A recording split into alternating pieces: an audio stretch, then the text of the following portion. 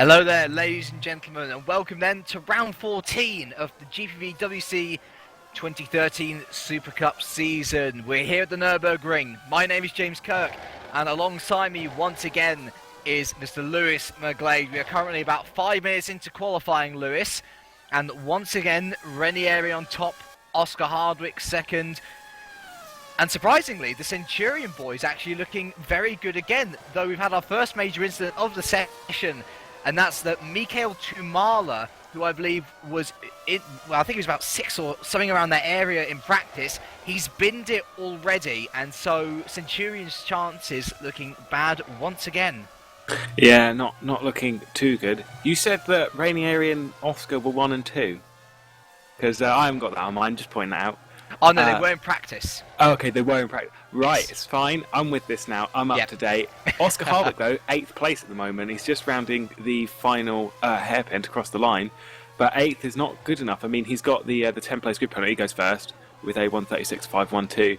But he does have that 10th place grid penalty. So Yeah, it must be said. We'll quickly go through a couple of penalties now since we're on the subject, actually. So, Oscar Hardwick with a 10th place grid penalty. Now, for those who didn't watch the France broadcast, him and Sven de Vries had a bit of a bust-up, both out on track and indeed in the paddock. And it was this inappropriate conduct in the paddock and the contact out on track which left him and indeed de Vries with a penalty, though de Vries is not here tonight to be able to serve that out. The only other penalty we have is Martin Bolgin. He's got a +5 for quality conduct, which was not right. He basically didn't follow correct procedure, and so that's left him with a +5 there. But as you rightly say, Oscar Hardwick on top. not anymore. No, not anymore though. Giuseppe Ranieri on top. He's gone 6/10 faster already, and we've been sort of dreading this as the season has progressed, Lewis. Ranieri now looking for his 4th Grand Slam in a row. Pole position, fastest lap, and winning the race. The Italian has been on an unstoppable form these last 3 races, and to be brutally honest, I think it's going to take nothing short of a miracle for someone else to win a race at this point. Really, they need him to have a retirement or a massive issue in order to even think about beating him. I don't know what anyone could do. I mean, the only person I think's really got the pace is Oscar, but does he have the pace to beat Giuseppe? And that's a question that we've been asking ourselves for about the last 5 rounds. Who has this pace to beat Giuseppe Ranieri? Because he's been so far in front of the field. I mean, if you look at qualifying now, you've got Giuseppe Ranieri. Just had a little bit of movement. That's fine. But you've got Giuseppe Ranieri on a 135.961 sitting in first place, and then it's over 0.5 of a second back to Oscar, who is about 6 or 7 tenths in front of Mike Suokas. So, Oscar's far in front of the rest of the field, but Giuseppe's just gone that extra mile further, and I don't know if Oscar knows how to react. I mean, we've seen some decent times from Oscar, but I don't think we've seen him to that degree, to beat Giuseppe Ranieri. And as much as CSG are looking good in the constructors, Oscar's not looking so pretty in the drivers. And of course, Oscar only came home with a 5th position, and well, last time in France, we could really tell that Ranieri had begun to have a real effect on Oscar's mentality. In fact, you talk about CSG's strong place in the constructors, currently 99 points ahead of closest rivals in division. Oscar's pretty much admitted to us already that his main focus now is to help CSG finish up. Wrap up the constructors, and then he might very well leave. Look to next year. It's open knowledge that Hardwick has in fact got a Super League contract for next year, replacing Adam Rouse at Woods Racing. And he knows he's safe there. He knows he's got that contract.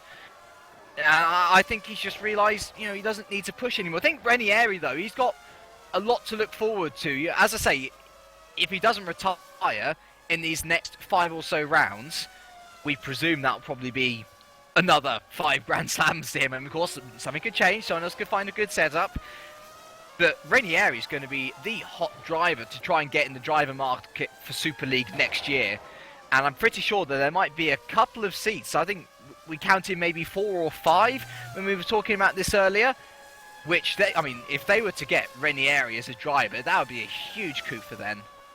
Yeah, I think Giuseppe could be looking good for a possible go at the Drivers' Championship next year. I mean, that would have to be seen when he hopefully moves up to Super League. But it's the way it's looking at the moment with Giuseppe Ranieri is that he's unstoppable in the Supercup, and he's looking more and more for the Supercup as Oscar goes off at the hairpin at the turn 8 hairpin, I believe it is. But gets it back on track, no damage to his car, which is good. But Giuseppe, I think he's definitely a Super League star for the future. Well, he's already taken part in one Super League race and is only a couple of seconds behind Lucas Euler at his home track in Monza. Was the Italian Ranieri, and as you rightly say, I think he is a star for the future, and any team that does get him for next year will be a team which is much better off. We've got 5 minutes or so left of the session to go. Ranieri leading from Hardwick. The battles that we're interested in, though, is below these two. Currently, Mikko Sukas, who on every time he has been on the Supercup outing, he has been on the podium. Very impressive driver is the Finn, and he's P3 currently. Dawe Tapper as well. Formula Challenge star. Supercup star of the future. Supercup star of the future, we believe. He got his first podium out last time in France. And from what we've seen, we've been talking to Mike Pittman, who is team owner, or co-team owner, I believe, of Vodbull. And he has been very strong in saying Dan Rusu's not lost his seat. Tapper's just filling in. But it's very eerie to see Tapper in for 2 consecutive races now, and also ahead of his more experienced teammate, Morten Bernardsen, who sits there in 5th position currently. Yeah, but there's no doubt about Tapper's speed. I mean, we all know he's very, very fast, but apparently Rusu's been away on holiday or something like that, and that's why he hasn't been able to race. And you've got to say that there's only 2 weeks between each race. Maybe it was a 2-week holiday, or there was something that was before. It's kind of hard to say. And going on what Mike Pittman said, I think we have to take that as information and believe it as that's what he said. When we get to the point of in 3 or 4 races' time, if Tapper is still in that seat, well, 3 or 4, even to be honest, the next race or the race after that, that's when we have to really start looking at this and going, okay, that's pretty much sorted now. Tapper does look for that, is to be sitting in that seat until the end of the season. But no, I do think that Tapper has to focus on Formula Challenge before moving up here, because I still think Tapper's can go for 3rd place in the championship in Formula Challenge, which is good. But I think that's where he's got to be focusing. Finally, 2 Vodbulls then is Patrick Gatewood for the Motorforce. Ever a consistent point scorer is the American, and he's doing well currently in P6. Kenny Libert, quite a positive outing. It was a P6, I believe, at the end of it all last time out in France. And the Belgian looking to further improve his form, currently there in 7th for the FA Racing team. Roy Schroten, again back for CSG, is there in P8 with Menno Klont, Gatewood's teammate, in 9th. And John McLean looking impressive once again. Stuck himself in the top 10, currently on a 138 dead. And the 2 Centurions who I was talking about, they currently sit 11th and 12th. So the one problem that Centurion has had really is consistency. They have the speed now, absolutely, in Koivunen and Tumala. But yeah, they need to finish races. They're currently only sitting on 13 points, now 20 points behind FA, who have Libert, a very good driver. And I see Koivunen's gone off as well, and well, that's the end of Koivunen. Yeah. Sorry to keep cutting you off, but I mean, we're seeing FA Racing have got another new driver in today, Mike Bell, who's covering for me, Nico DeConnick. He's only there in P13. So yeah, they're looking really at languishing in this last position right until the end of the year, and I really do doubt they'll even be able to pass the 50-point mark. And what was he all about? Okay, now Oscar, the last lap he did before the one that he's just finished, he was a 10th off of Giuseppe. He's just improved that ever so slightly, not by much, and I think he's called it quits now, so I don't know if he has enough fuel on. But he is only a tenth off, and that could be fairly key. Now, obviously, he has 10 place grid penalty, so he's going to be down in 12th, unless anyone can beat him, but I don't know. I would say if someone can beat Oscar, then someone can beat Giuseppe looking at that, because there's only a tenth between them. But is Giuseppe's on a lap as well, but I don't know if he'll get round. We'll have to keep an eye on that. Calling it close like you, James, last time. Yes, well, the thing is that last night I was at about 50 seconds to the end of the session at the hairpin. Giuseppe is 30 seconds. It's far, yeah. I think he's gonna get one more lap. But I don't know if he needs to now, because the main threat was from Oscar, who is currently sitting in the pit garage. But I don't think he knows that, so have to keep an eye on Giuseppe just to see how much he improves. But he is going to go for one more lap, so perhaps we could. I mean, we'll presume this is a pole lap, so we're going to come down the pit straight here, heavy braking into turn 1, very difficult corner to get right, and Giuseppe drifts out a bit wide, to be honest, pulling in straight again for this tight turn 2, going into this little arena-y section, tight turn 3 into another tight turn 4, very technical sector, is this sector 1, and then it's just a straight down into the flowing sector. He does improve. 2. He is. How much is he up by? About 800ths of a second. Oh, well, it's a small improvement, but most of the time it's going to be... That's nearly a tenth. Well...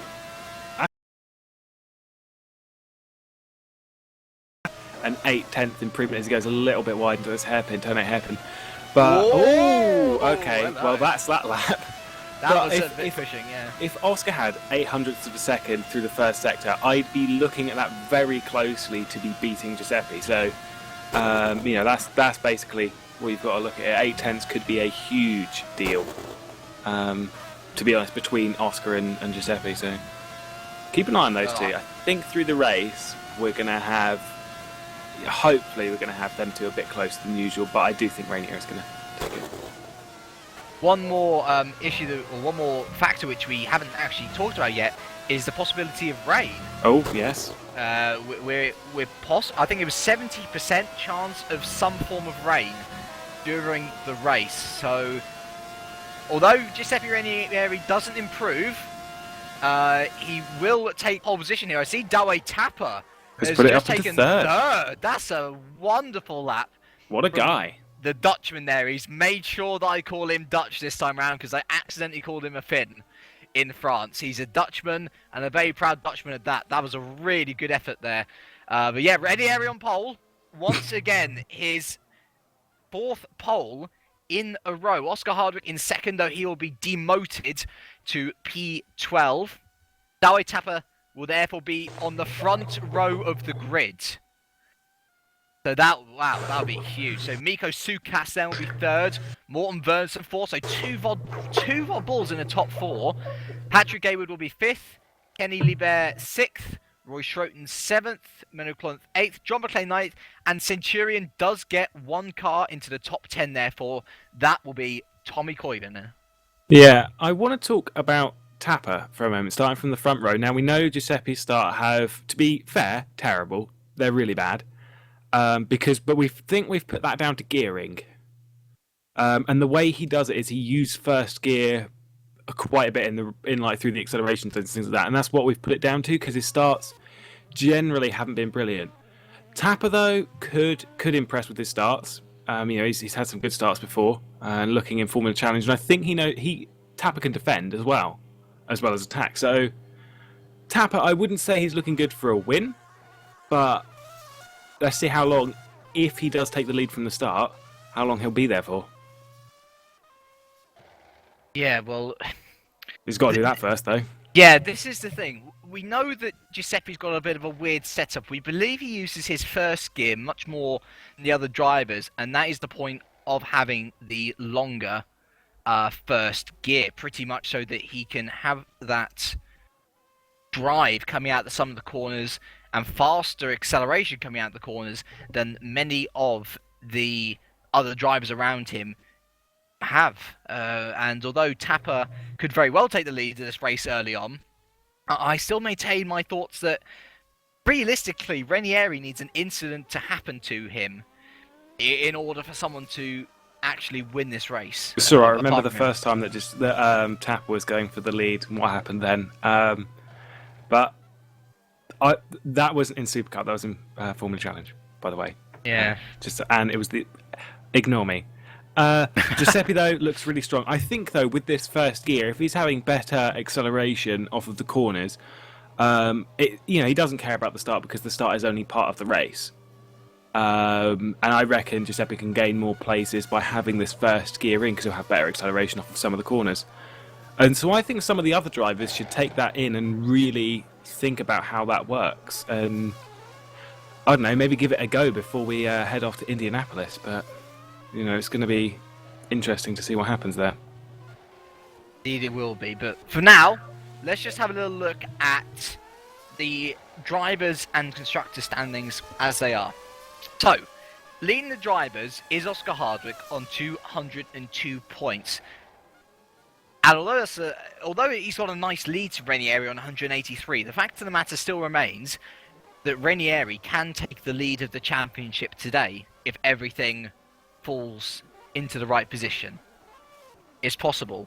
If he gets a first or a second place and Oscar Hardwick does not score, then it is very much the ball in Ranieri's court for the time being.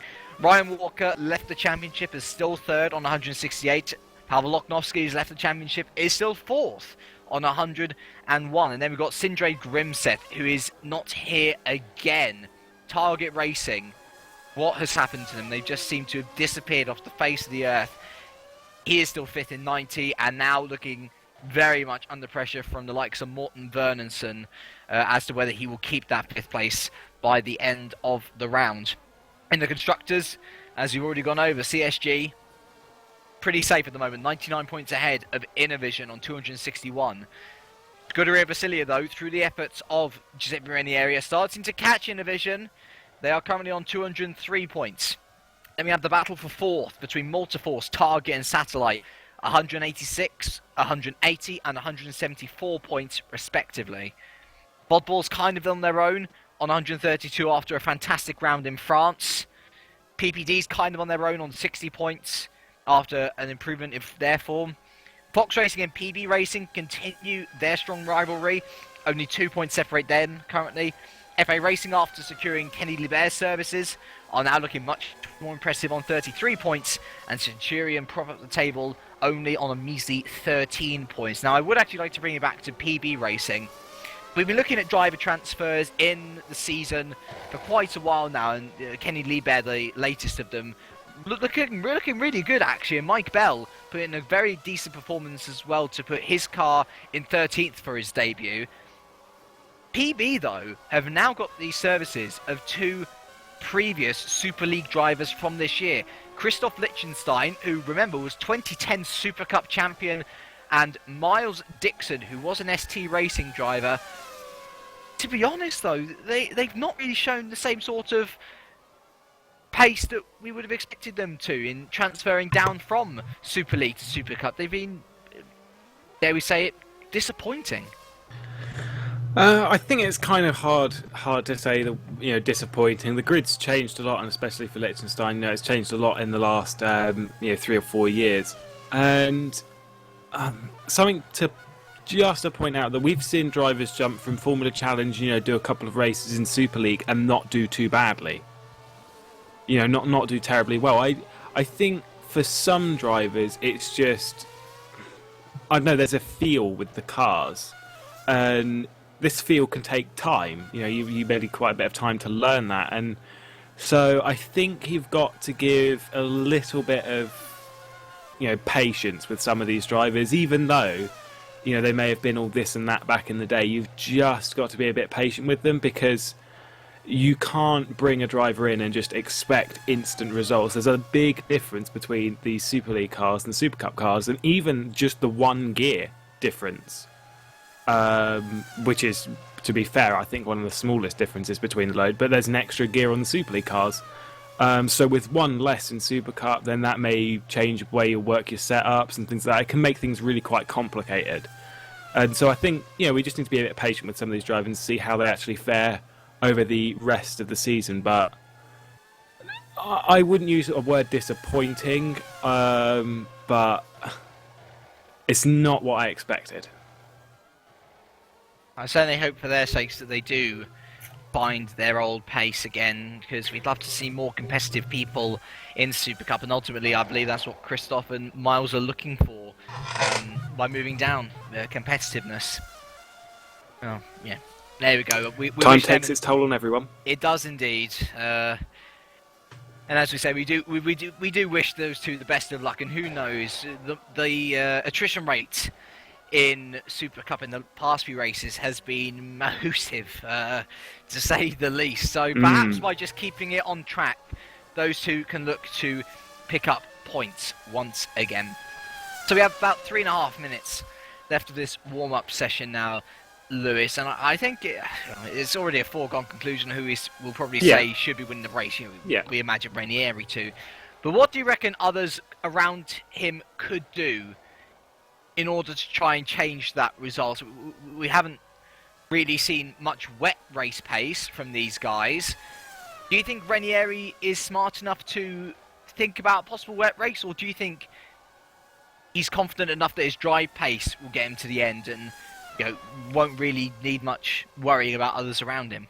I think there's with a driver like Giuseppe, they'll learn to the conditions. They'll go to what the conditions are doing, as every driver has to. But a driver like Giuseppe may do it a lot better than others. I think the conditions could play a key part in it, but it's always going to be things like strategy. Strategy is going to be quite key here. Who's two stopping? Who's one stopping? And if you're two stopping, what are you doing? Are you going soft, soft, hard, hard, soft, soft? Whatever you're doing.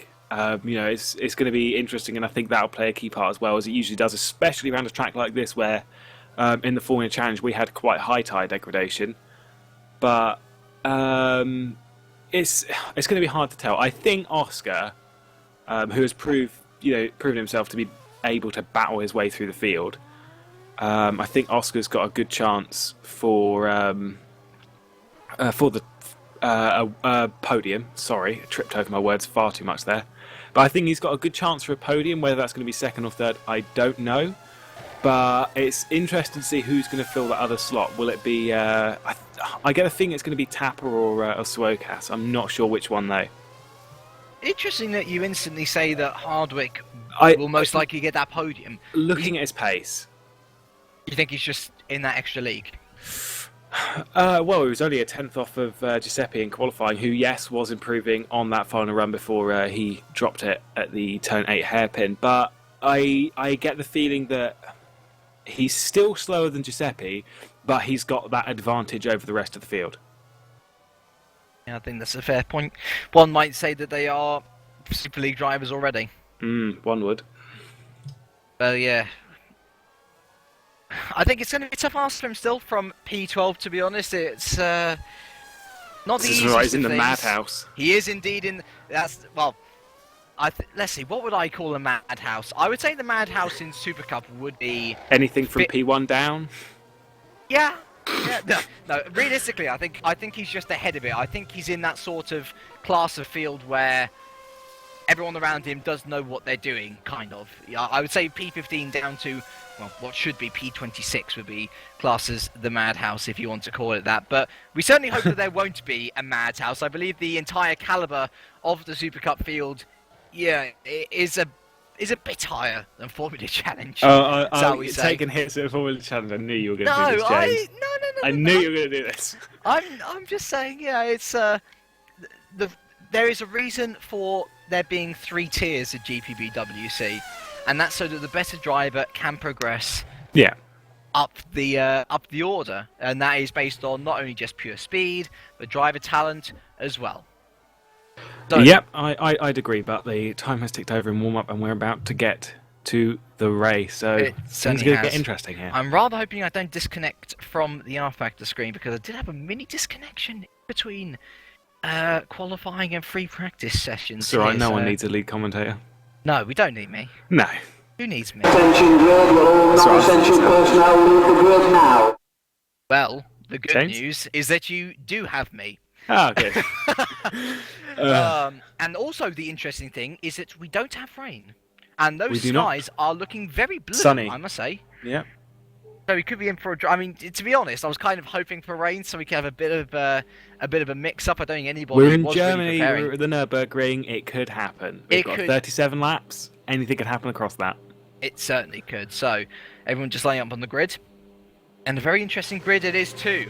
Not necessarily at the very front. It will be Giuseppe Ranieri, as per usual now for the past 4 races, leading us off for Scuderia Basilia with Douwe Tapper. Very, very impressive qualifying from the Dutchman. He is P2 for Vod Bull Racing. Miko Sukas, the Finn, who had a very good battle with Tapper at the end of the French Supercup race, will start at P3 ahead of Tapper's teammate Morten Verneson. The football guys will be looking P4 in the constructors.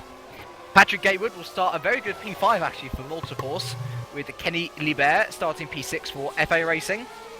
Roy Schroten is in fact the highest placed CSG. The Dutchman will start P7 ahead of Gatewood's teammate Menno Klont from Multiforce. John McLean will start P9 for Fox Racing, ever improving but needs the consistency in racing. The same can be said of the 2 cars behind the Centurion boys of Tommy Koivunen in P10 and Mikael Tumala in P11. Oscar Hardwick, after taking his 10-place grid penalty, will start P12 for CSG Racing with Mike Bell. A very impressive qualifying for him actually, P13 in the FA Racing car. Mark Wicks will start P14 for Street Fighter ahead of the Belgian Andreas Waters for Fox Racing. Scott Bennett makes his return for Innovision in P16 ahead of Miles Dixon, making his debut after a rather unsuccessful Super League campaign for PB Racing. Brandon Warren starts P18 ahead of his teammate David Nichols, both of them for Satellite Racing. Martin Bulgin, after taking his 5-place grid penalty, will start P20. And then on his return to Super Cup, the 2010 champion Christoph Lichtenstein, rather sadly, starts at the back of the grid. Yeah, but the big question that we have to ask ourselves tonight is this is very important, can David Nichols make it past about 10 laps? Yes! That's the question we're all asking. Well, yes, the Englishman has had 9 retirements out of 10 races, but when he did finish in the points. So, but well, with the record that Supercup has these days, that's not surprising to finish inside the points. He made a bit of trouble in the forums as well afterwards. He wasn't very happy with the driving standards at all, but we certainly hope that he has the best race of his life for the Nurburgring. We want him to get points. Well, no, we do want him to get points because it's horrible when you just go for a pointless run. The lights come on now. The engine revs will rise, and here at the Nurburgring, we're racing. And surprise, surprise, a very good start from Giuseppe Ranieri. That was much better than expected. Douwe Tapper, quite slow off the line. He's defending from 3 cars as Miko Sukas will be trying to go around the outside. Morten Verneson on the inside, and we dive through into turn 1. And Miko Sukas around the outside takes P2 from Douwe Tapper. Morten Verneson keeps P4. Oh wow, what a move from Kenny Libert up the inside of turn 2 already. The FA Racing drive into P4. Great start from him. Now Morten Verneson's under pressure from Patrick Gatewood and Roy Schroeder. Up into P10 already, so he has had a good start as well. And I believe everyone else has gone through quite well. I think the biggest loser there was Scott Bennett, who's fallen down to P20. But nice and clean from everyone else, but more surprisingly, a great start from Ranieri. Yeah, that blew me away. That's it. Bye, Giuseppe. Tapper back up into second. He is indeed. So good stuff from him. And Libert not too far away from the battle between Sukas and Tapper. So that's going to be one to look out for the battle for P2. Oscar Hardwick, though, behind Mikael Tumala, who I believe had a really good start from what I saw. He was a bit of contact there, but Hardwick is through there. Oh, up into P9. In the background. Yeah, a bit naughty from Hardwick.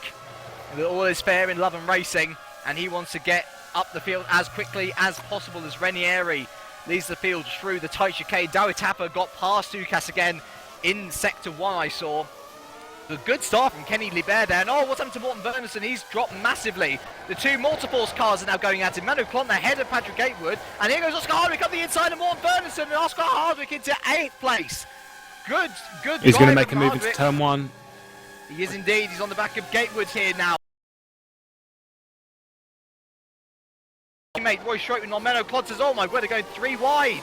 And Oscar Hardwick through on Patrick Gatewood, the two Centurions there battling, as well as, and Morten Wernersen just dropping through the field. Michael Tumala is past Wernersen now. Menno Klont, though, up into P5, past Roy Schroeten. Oscar Hardwick is just behind his teammate, and if I was Roy, he has tactically gone wide there, I'd say, to let Oscar Hardwick through into P6. So an overall gain of 6 places over the course of 1 and a bit laps. Yep, interesting stuff here in the Nurburgring, and unsurprisingly of all, Rainieri is actually pulling away from Tapper at the moment. However, not as quickly as I first thought. So, good job there from Tapper to keep 1.2 between himself and Rainieri, and Oscar Hardwick so in 6th place, and looking at the back of Klont and Libert. Klont's also having a little look at Libert, who is on the yellow walled harder tyres, I believe. So, yes, he is indeed. He is, yeah. This was one of the things that I forgot to pull up, actually. Libert going for a bit of an alternate strategy here, and very important from him to qualify even in the top 10 on prime tyres. You can only imagine what he could do on the options. But he's up there in P4 and looking very good. Tries, there he goes wide of the chicane there, and trying to get heat into the tyres, clearly struggling. But he wants to go for a longer first stint.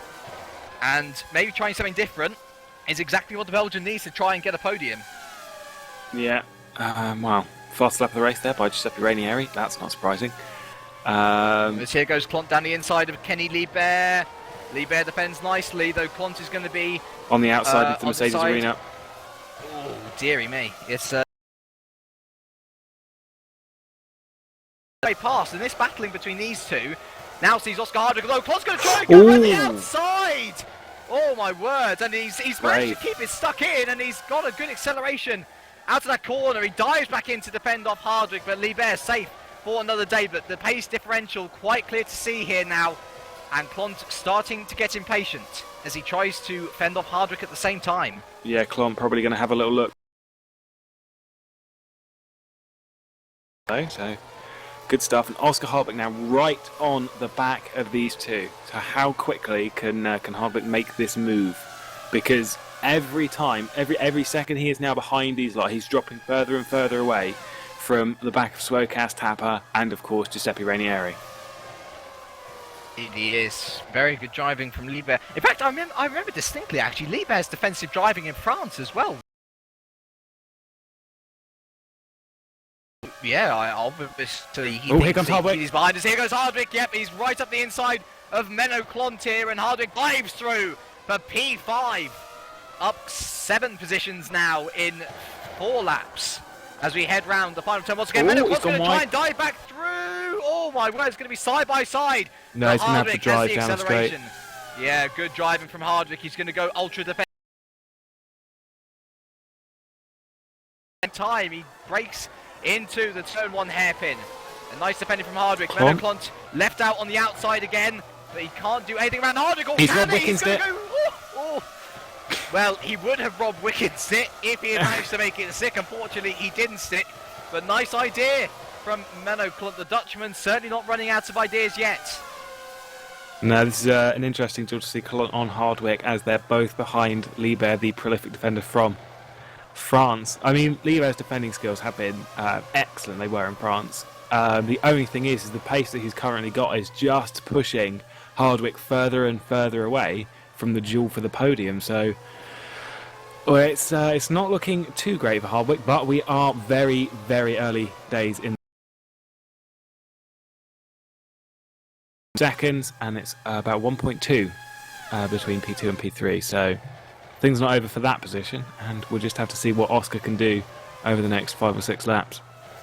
It's only lap 4 of 37. It is. As you rightly say, long way to go, and we have yet to see how people's tyre strategies.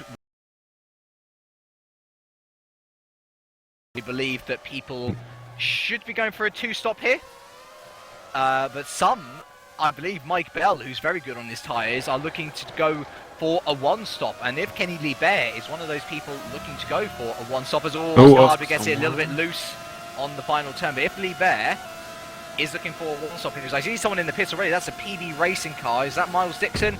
It is indeed Miles Dixon, who's one lap behind already. And I do wonder whether he's calling it quits or whether that's just damage. Well, Nichols is still going, so and he's also a lap down, so it'll be interesting to see if those two actually had any contact between the two of them. And Scott Bennett for Innovision down in 19th place, so that's not going to do them any favours. Not a good day. Constructors.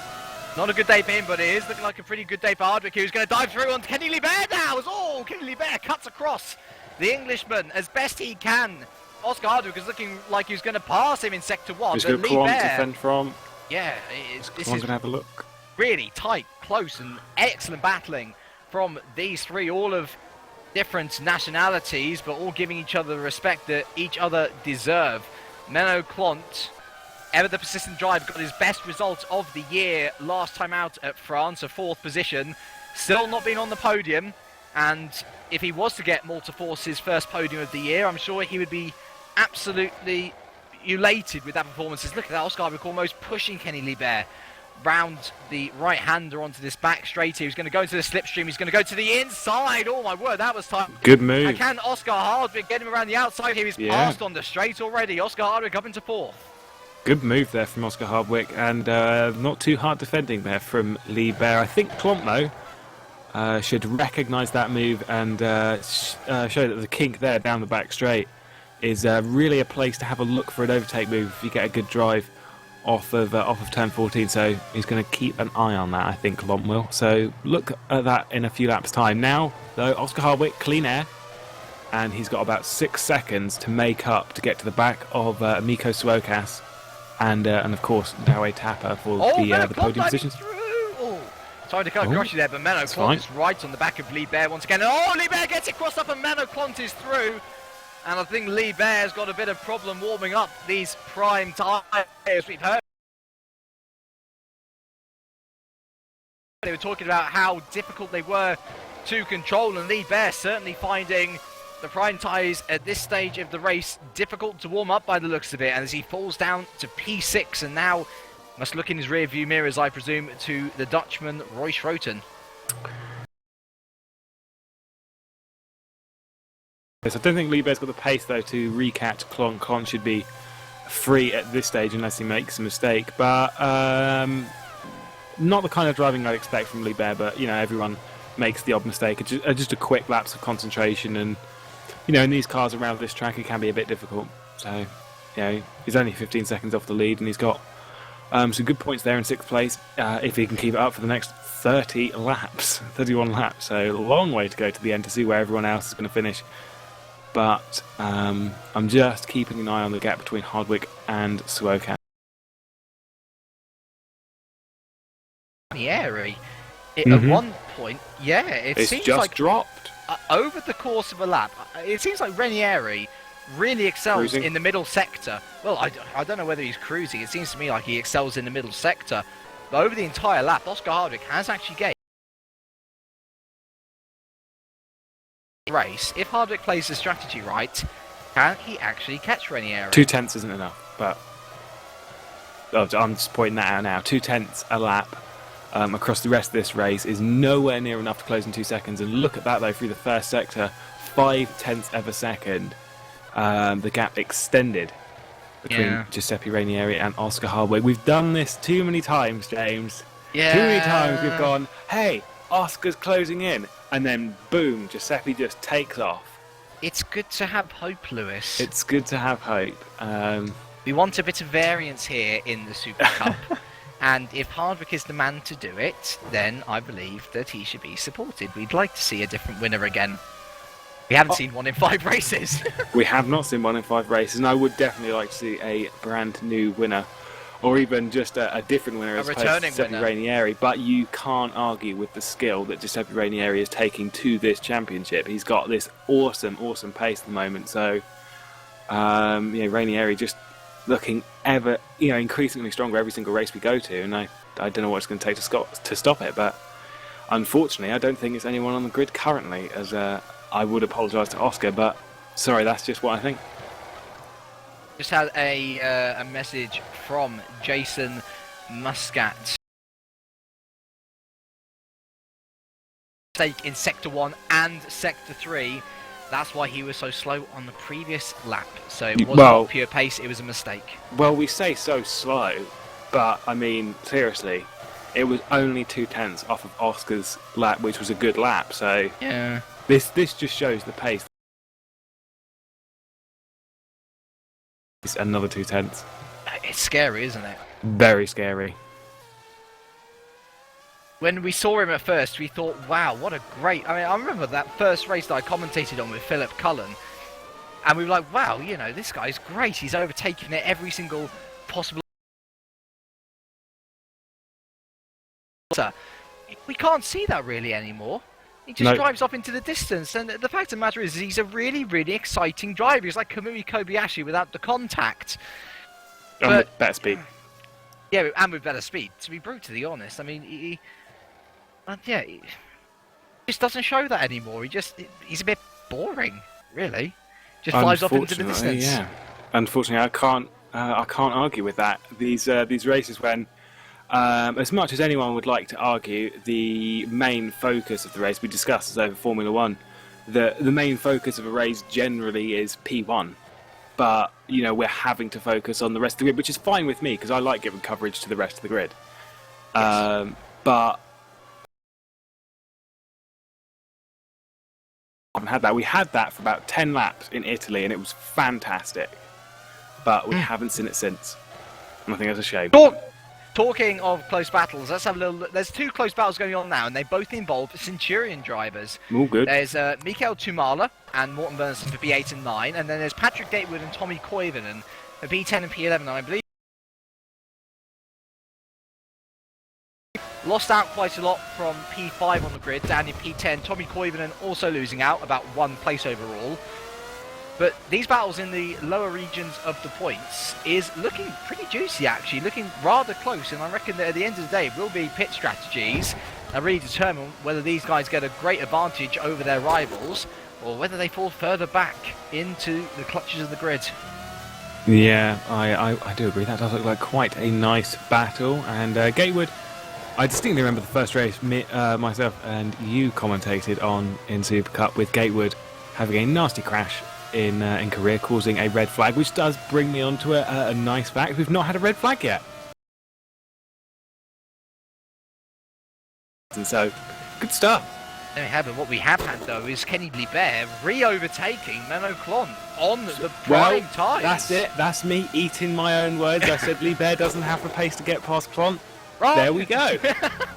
That's really good stuff, actually, from Kenny Liebert. Excellent. I did notice him just out of the corner of my eye. And indeed, he got him, I believe, through into the Schumacher S, which was a wonderful move from the Belgian. What do you know? He can attack as opposed to defend as well as we head down into turn 1. These two once again battling out for 5th place. Menno Klon on the inside, Kenny Liebert around the outside, defends it beautifully once again, and he's going to just lay it on the apex, just not allowing Klon through. Klon gets better drive though, and is he going to drive 14 into turn 3? Oh, Kenny Liebert drives around the outside cleanly. What a wonderful defensive drive this is from the Belgian. Menno Klon must be screaming inside his helmet right now. He can't get past this Belgian on prime tyres. That's just saying something really extreme about Liebert. That if he's going to look to stay in Super Cup, I think he's going to be one of the people who's going to go for the championship, possibly. I think Tapper's also got it if he stays, but that's for next year. This is what we're currently looking at. Klon getting back, having a little look, but Liebert's got the traction out of the turn 8 hairpin. Things are looking good for Liebert in that P5 position. Oscar Harwick, though, moving himself closer and closer to the back of the podium position. He's got Suokas in sight right now, and there's only about 3.3 seconds between them, so things are looking good for Oscar. Looking good in terms of the race win. He's now fallen back to 13.5 seconds behind race leader Giuseppe Ranieri. And things are looking ever ominous for the rest of the field as the Italian once again showing his great form, looking for his 4th Grand Slam in a row. I reckon we should take this opportunity now on lap 11 of 37 to an oh no, David Nichols has... There's his answer. 10th retirement of the season out of 11 races. It's just not his season. Andreas Waters also out of the race, unfortunately. Let's take a look through the... is this P5 again? Oh, yes, it is. Look, Kenny Libert defending once again off Menno Klont. And look, in the same place, Menno Klont just gets a great run into the first sector in general, but then Kenny Libert... Doing is Libert's leaving it on the racing line because he's not looking well. He is obviously looking in his mirrors. He's keeping a close eye on Klont, I would assume, but he's not getting startled by it. He's learned that if I just leave this on the racing line on a track like this through some of these sections, especially the Mercedes arena section, if you just leave it on the race to the inside through turn 3, but that'll put him on the outside of 4, so there's not really much you can do. What would you be looking at in terms of your driving performance if you were Menno Klont at the moment? Because let's face it, by trying all these fancy moves to try and get past Libert in Sector 1, he's going to be absolutely burning up those option tyres of his, which we know will not last. Would you recommend possibly that Klont just hold back for a bit? You know, if you can't get past Libert, why not just race with him? Because that can be costing you time overall. I mean, I think, well, I say Klont's faster, but he was ahead for quite a bit of it. And Suokas has pitted, I've just heard. So yes, that's interesting. But no, Klont, I mean, I don't know what he can do really. I think possibly the thing that you said about maybe just leaving it and staying behind Libert for a for him, but he's going to have another little look. He just needs to stop putting the car off of the racing line, because that's just going to cost him more and more. Indeed, we'll quickly look at... Oh, here he goes. He's going to try and dive through here into Sector 2, but look at this! Look at this! Libert, once again, defender of a lifetime as... Oh, wait, cuts across. Can we just have a quick check on what Sukas came out on in terms of tyres? Red, soft. So he's got an option. We're presuming that he will have to go for the... Formula 1 is Supercup. 2 tyre options. You must use both of them as Klont's going to try around the outside of the Schumacher S. Libert's Still like, nope. Can't get past. No, he can't find anything. And look at Roy Schroeter here, he's just been sticking there in the background. Renieri in the pits, I've noticed as well. I'm going to keep an eye on that. So it seems like this is the prime opportunity, ironically, the prime pitting opportunity for the option tyre users. Lee soft, so he's got an option, so he will have to pit again. Renieri, Dowling Tapper takes the lead of the race. Oscar Hardwick will get out ahead as well. What about Libert? Okay, Libert pits ahead of Menno Klont. Oh dear, the battle goes into the pit lane. That's a bizarre move from Kenny Libert, who's gone into the pits on the same time as the option tyre users on the prime tyre. Maybe he has some serious tyre wear. He's gone onto the yellow softs. Klont has gone onto the yellow hards, and Klont's gone onto the red soft. Oh, but look at this, it's going side by side through the pit lane. Klont's got the slight advantage now. He's just a little bit ahead. Look, this is going to be close. My word, they're Klont pushing each other to the limit. Wow. Oh no, there's contact! Oh, Libert has contact with John McClane. He was an innocent bystander there. Oh, but that was silly. That was a wonderful, wonderful battle going right to the exit of the pit lane, and Libert he doesn't use his mirrors. He just clatters into poor old John McClane, who has no doubt got damaged now. Oh, we did just get a replay of that. I wouldn't instantly jump to the conclusion that Libert was at fault. I mean, he did charge straight into the apex of the corner, but he was racing as well, and McClane just cut straight across onto the apex without any care that someone was coming out of the pit. So that's a fair point from our cameraman Dave Carr-Smith, who has pointed out quite rightly that Klont was on the inside of Libert. So yeah, very fair point. So would we class that then as a racing incident overall, should we say? I'd go with a racing incident. So, be fair to that for now. Right, so Hardwick pits then from P2. Interesting. What is he on to, hards or softs? He is out on hards, so he's gone for a different strategy than Giuseppe, and he's in front. Oh no, Swokas has just gone past now, so Hardwick is completely closed in this gap right now, so keep an eye on that. The one question now I ask now is, can Hardwick go to the end on hard tyres? Debatable, but if he can, then that's going to be 2 podium positions, depending on what Tapper's going to do. But at least a podium position in front of Swokas, unless Swokas has some amazing speed these days. Or right now, anyway. I wouldn't say it's going to be a win, but one would have to wait and find out. Oh dear, Kenny Liebert is now right behind his teammate Mike Bell. And look at this, this is the battle for the bottom of the table here. P11 to P14. FA Racing versus Centurion Racing. Row of this battle here. Mike Bell leading from Kenny Liebert, who's trying every which way to get around his English teammate. But look at Mikael Tumala right there in the background as well. Look, they're going to go. They're going 2 abreast at the moment. They're going to go 3 abreast at the moment. Look at this. It's 3 wide into the turn 8 hairpin. Kenny Liebert comes out on top. Mike Bell. Oh, what a wonderful defensive drive there from Mike Bell. Just about able to hold off Mikael Tumala. Lets his teammate... Well, I don't think he was letting Kenny Liebert through, to be honest. But Kenny Liebert goes through fuming at Mike Bell, who... Tapper's pit. Yeah, Tapper has pitted as well. Yeah, so...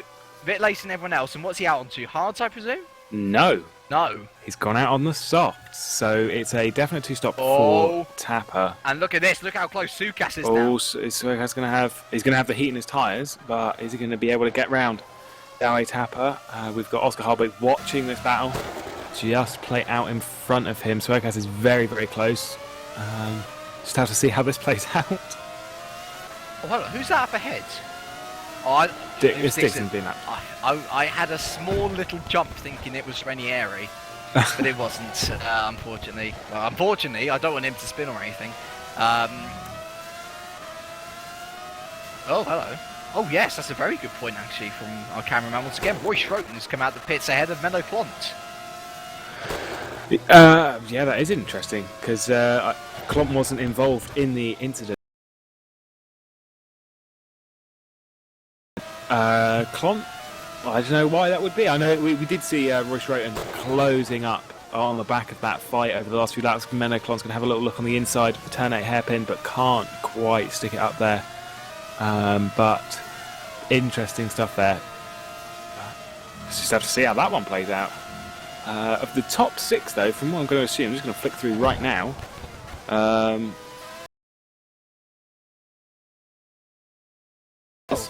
On the harder tyre. Liebert's dropped a number of places. He's probably got damage. Yeah, but he was battling with Mike Bell and Tumala. Yeah, but he's probably got damage. Enough to drop 6 places? Could have had a half spin or something like that. Well, yeah, I mean, I will say from my own experience, I half spun 3 times because of front nose cone damage, and he would have definitely picked up damage, I'd imagine, in the contact with McLean. Yeah, front nose cone damage, terrible driving. We'll call it something else. I'm joking. I'm joking. That's a bit rude. Yeah. You're trying to hurt my feelings here. That's nice. But no, I'm going to assume that is related to damage, possibly causing a half spin. But he's still in 13th place. He's just a long way off the lead now. Yeah. That's a real shame. Liechtenstein does pit, but that's not really the battle we're interested in. No, I'd but say the battle. I just thought it was an interesting thing to point out. It is an interesting thing to point out. Where has he come out then? Ah, okay, right, we've got confirmation from Jason Muscat. Kenny pitted again for damage repair. Ah, okay, yeah, that would make sense. So, well, rather than worrying about his overall race pace, he comes in to get that fix, and he comes out still in the points, as he said, in P13. Hopefully his pace will help him climb back up the order once again. The battle for 2, 3 and 4 is spread out a bit. Tapper still ahead of Sukas. Hardwick's still there. set of tyres, and he's not dropping back a ridiculous load from these two. And I want to see if Oscar can do the one stop, see if that's what he's going to try and do. But we've got Menno Klon having a little look at Roy Schroten for P5 and P6 to the battle for 5th. Just have to keep an eye on this because Menno Klon's going to have another little look going down into the final hairpin. Can't do it. Can't do it. Is he going to have drive though down to turn 1? One must wonder whether Menno Klon's a little bit scared to try and overtake people. I mean, I personally wouldn't have said that from a Libera and failed as here he goes, he's going to try around the outside of turn 1. Roy Schroten hits the apex nicely and Menno Klon left frustrated once again, but he just can't seem to get past other people, and I'm not sure whether it's because other people have been defending really well or whether Menno Klon has just not been brave enough to stick up the inside and really force the issue. I wouldn't say it's not that Klon's not tried to force the issue, because there's a point where you're going to force the issue and you're going to cause a crash, and there's a fine line between the two.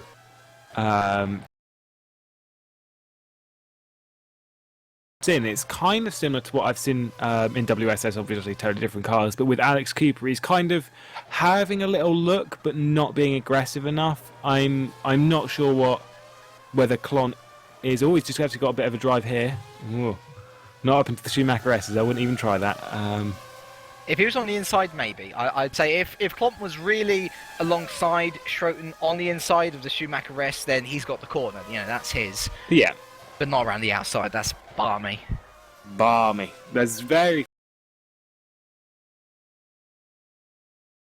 more than most tracks, though. I think we've seen quite a lot of overtakes around the outside. Klon's going to have another little look into the chicane. Brakes very early, though, so you know, maybe there is a little bit of room for improvement with the oh, look, he's going to try it again. Aggressive driving. He's going to force his way through the inside, but... But Schroten's going to have a drive. Yeah, there you go. See, that's what I mean. Schroten's going to have a drive off of that corner. He's had a wide line. He's carried more speed. He's going to have a look into turn 1. Oh, but Klon, Klon's going to the inside now. Let's see whether he works this time. Tries to dive through on Schroten. Schroten's going to try and keep He's got the inside into the... Oh, Klon, is he going to Wickens it? No, he doesn't Wickens it. He's tried to Wickens it like 3 times this race now, and... Just to be fair, wouldn't doing a Wickens, isn't that wet conditions around 2 drivers? I thought it was 3 drivers, wasn't it? No, it was 2. I think it was 2. I think it was just 2. Multiple drivers, shall we say? He's not that MLG. No, who is MLG though is Giuseppe Ranieri. He is now 19.5 seconds ahead of everyone Incredible. else. He's almost going to have another Spa scenario. Oh, he goes wide though, actually, of the hairpin. But he's almost going to have a Spa-like scenario where he might very well have a pit stop in hand. And look at this, he's almost about to lap his teammate, Martin Volgan, at this rate. Only on lap 19 of 37, only halfway through. Yeah, so, yeah, Giuseppe on top form, as we have seen so many times. Oh, very nearly smashes into his teammate, but, you know, that wouldn't have gone very well, to smash into your teammate who you're just lapping. The one rule of racing is to never hit your teammate, and that would be an interesting scenario that I'd like to see play out in the forums if you've smashed your teammate that you're lapping. Oh, Menno Klon is looking on the inside again of the final turn, and yet again Roy Schroten gets better drive out of it. There's just no way past for Menno Klon. It's Roy Schroten, very much the Gandalf of this situation now, just saying you shall not pass, and his words are coming into effect right now as he goes a little bit twitchy on the exit of turn 1. Can't get it around the outside. He still can't do it. Unbelievable. Klon went very, very wide, far too wide. He needs to basically be right up next to Roy Schroten around that turn. But some of that I will say from experience, not in these cars, but in the Formula Challenge cars, that when you're side by side with a driver, sometimes you don't even know it because they're in a blind spot, and that's just fun. You can turn the camera, but you know, you're trying to focus on the road ahead. So, you know, there's a blind spot and you don't know how close you are to that driver, and it's quite difficult. But Klon needs to be...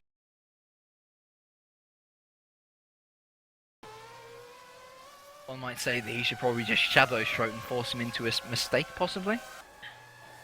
You see the... Because, I mean, at this point, if I was Roy Schroten... Like, if I was Roy Schroten at this, I'd be thinking, he's trying every way to get around me, and he's failing. So why should I bother about trying to overly defend this? Yeah, but then you have the thing of if Klon does sit behind Schroeton for ages, what if Schroeton doesn't make a mistake? I mean, you're in a fairly high league here of GPVWC. You're in the middle league where you've got drivers. Oh, Well, there you go. There you That's go. it. Zip, mouth, zip. Shut up. I'm stepping back now. Listen to James. Yeah, because that tactic's always. Listen to James. I'm never going to make a point now. We're That's all it. one My of sim racing co-commentator job commentary. just gonna hang up now. Good day. Rule 1 of sim racing commentary, Lewis. You should know this. Yeah, don't make a point because the exact opposite will happen unless you make a prediction and all of the things come true. At which point, then you quit. Well, either way, what this means is that Roy Schroeton falls to 7th, behind not only Menno Klomp but Morten Vernonson as well, who capitalises on that. You'll say thank you very much. Another 10 points for Vodwall looks quite likely. And who's Oh, we've this? got Wicks and Wixie. Koivunen going side Look by at side. this. The Centurion drivers are quite close to each other as well. So this is an interesting battle for 9th, 10th, 11th. Ooh, that was close. Be careful, Tommy. You're looking at a double top 10 here. Yeah, Koivunen went quite wide there out of the Mercedes arena section. Wicks, though, reacted to that very, very quickly. Well, he's come 2nd in Super League twice. Experienced driver. Any team would want him. Rumours are that he might be looking for a return to Super League next year, and well, he's certainly going the right way about it. He may not be on the ultimate pace, but if he can keep on hoovering up points like he has been doing this season, and providing excellent driving like that, I'm sure any Super League team would want him. Possibly. But that, as I said, that's for next year to decide. Yes, certainly is. But let's actually have a little talk about Oh, the John Centurion. McLean is out. Again. Yeah, and Miles Dixon. Well, yeah, we already went over Miles Dixon. That Did was a we? few laps ago. Yes, we did. Sorry, that's It's me, okay. It's fine. It's okay. It's okay. But yeah, the Centurion guys, this is good. P8 and P10. That is, quick maths, James, 14 points, if they can keep it as it is. You have to say that before you count up any points. You have to go quick maths, James. Yeah. Is that like your code? Okay, that's fine. Well, it's don't kind of like Buxton maths, you know. Will Buxton, okay. he complains about his bad maths all the time. I have to go quick maths, James, to engage my brain. See, it's just the way it works. It's one of these things, right? Yeah. Okay then. Well, just to point out one thing is that we're very close to this thing that we've seen quite predominantly recently. With 2 more retirements, we'll have everyone finishing in the points. So If they that's finish fun. within the 75%, Yeah, but we'll have to wait and see how that plays out. which is today 28 laps. Oh, And that was everyone quick is maths, currently- James. I had a calculator ready. Oh well, god damn it. I That have wasn't- to have a calculator ready for these things, you see. But yes, in any case, 28 laps is the magical marker for people who want to score points at all. And as Lewis rightly points out, only one more person DNFs, and we will have. Oh, sorry, 2 more people, 2. I should say, DNF, and that will be the case where everyone should score points, hopefully.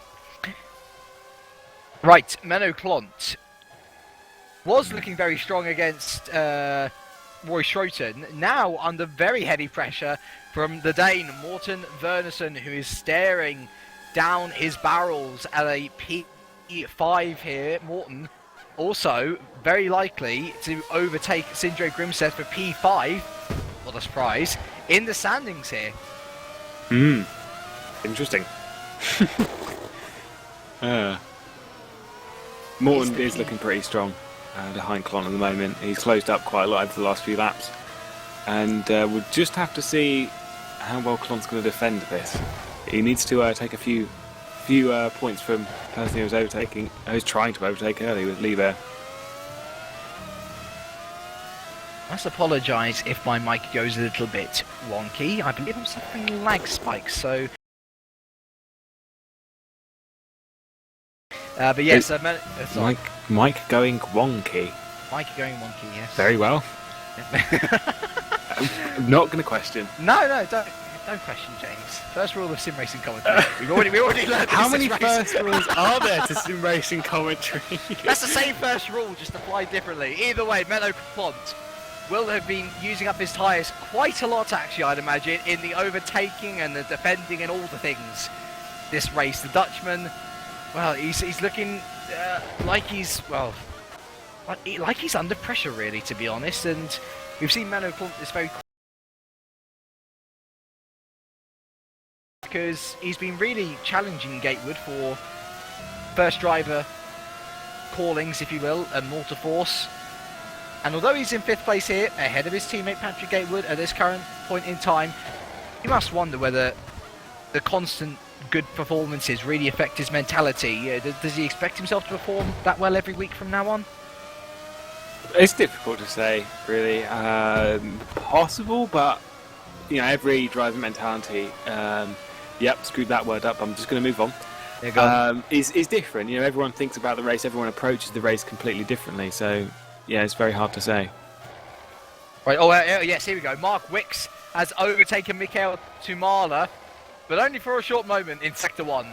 Tumala and Wixie, this battle's been going on for a couple of laps now. Tommy Koivunen, in the background there, is wondering whether contact may occur, but I don't think they'd want that because, yeah, Tumala, is Mark Wicks going to go around the outside? Excellent. Wonderful move from Mark Wicks. That is the Super League drive we all know and love. Into P8 ahead of Mikael Tumala with possibly the best move of the race, in my opinion. Though Mikael Tumala going to try and look to the outside of the turn 8 hairpin. He can't really do anything. And I believe that is game, set and match to Mark Wicks. Yeah, that was interesting. Interesting move. Good stuff, though. It's this is the thing that we were saying about, was that you can make some moves around the outside of some of these turns, but it's still not an easy thing to do. But when you do it generally around this track, you'll be on the if you've taken someone around the outside, you'll be on the inside to another corner. So it's quite a good idea to try and overtake people on the outside. But we've had 4 people now being lapped already, and we've just gone halfway. So good stuff there from Giuseppe, showing his extreme pace once again. He's got a 22.6 second lead at the moment. Oh. Just seen Morten Wernersen drop back into 7th.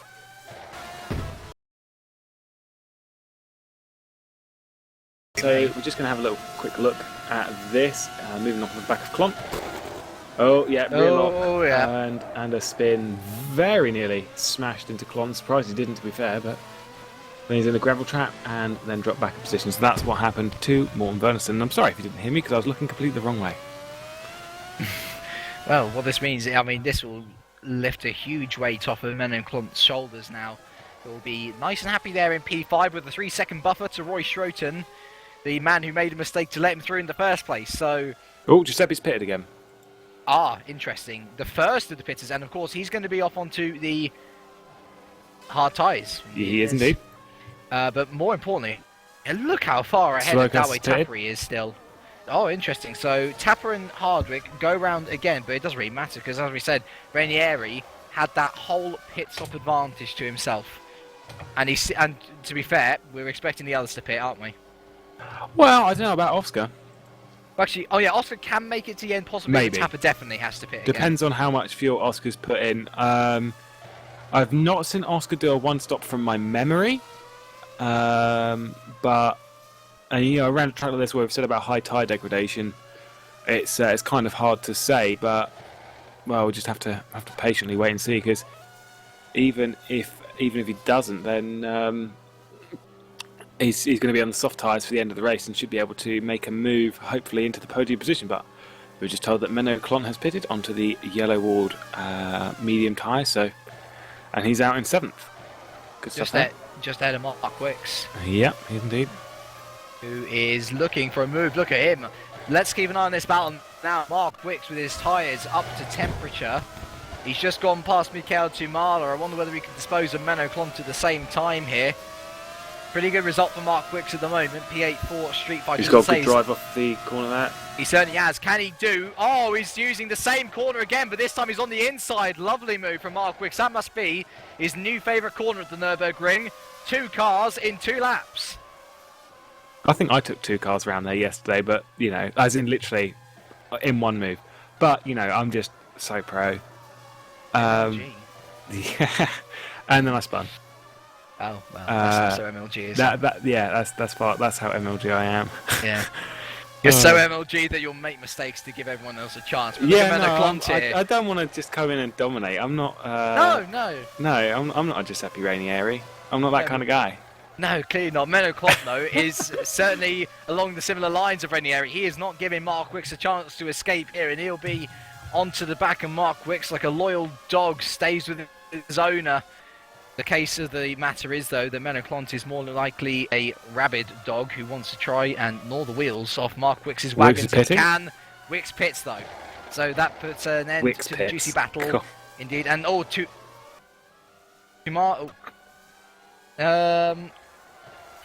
we're hearing from Dave that... Let me just have a quick look here. I'm just seeing whether... Not lock up massively, Mr. Cameraman. He did lock up a little bit. He locked up a little bit, but he didn't go across the chicane.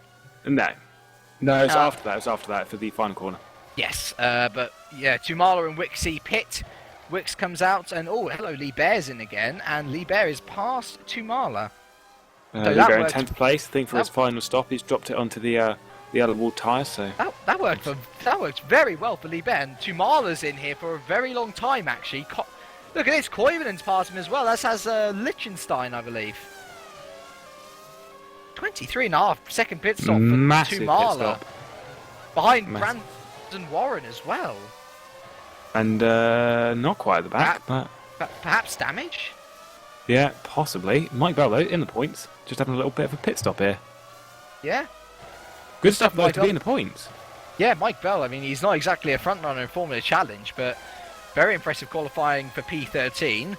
Very impressive racer if he can score points on debut. That said, usually by keeping your car out of anybody else's car, the wall, and in general on track, will mean that you will score points. And at the end of the day, if Mike Bell's got that consistency, then perhaps there is a Supercup driver in there yet.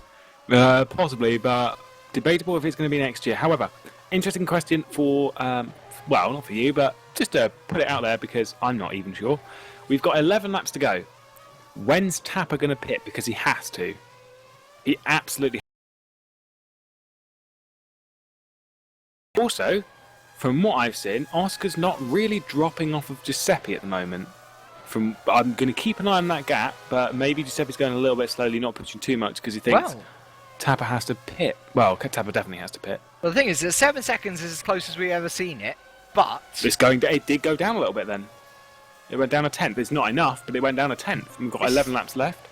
This is interesting because this is very interesting. We were hearing murmurings from Hardwick that he was thinking more about a 2-stop strategy, and that was, as I remember it, hard option, and unfortunately he does indeed go into the pits as Hardwick. So well, look at this. An interesting duel. Menno Klopp, Roy Schroten. Wow, here we go. Deja vu.